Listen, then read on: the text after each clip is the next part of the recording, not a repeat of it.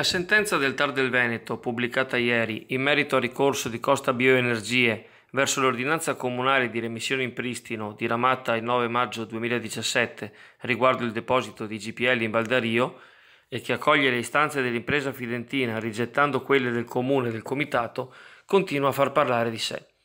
Innanzitutto per le motivazioni.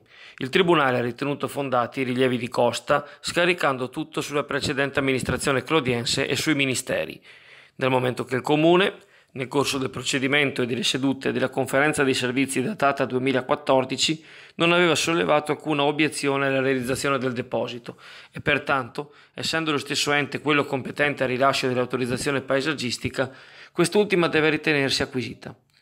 In tal senso vige il decreto del Presidente della Repubblica numero 327 del 2001 per la concentrazione e semplificazione amministrativa, che detta come l'autorizzazione ministeriale sostituisce, anche ai fini urbanistici, edilizi e paesaggistici, ogni altra autorizzazione.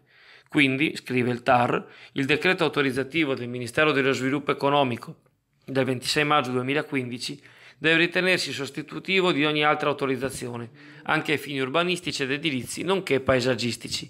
Pertanto l'autorizzazione ministeriale costituisce un atto ormai consolidato e inoppugnabile. Non si è fatta attendere la reazione del Comitato No GPL, che punta al giudizio di secondo grado.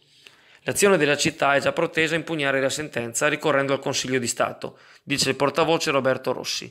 Socogas, ancora una volta, tende a stravolgere i fatti, poiché se è vero che il TAR ha rigettato l'ordinanza comunale di remissione in pristino, è altrettanto vero che la sentenza dichiara in maniera netta l'illegittimità dell'iter amministrativo, anche se questo presupposto non lo può dichiarare nullo.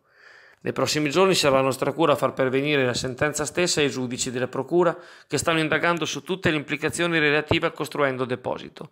La battaglia continuerà ad oltranza e Socogas farebbe bene ad attivarsi per ottenere una delocalizzazione dell'impianto.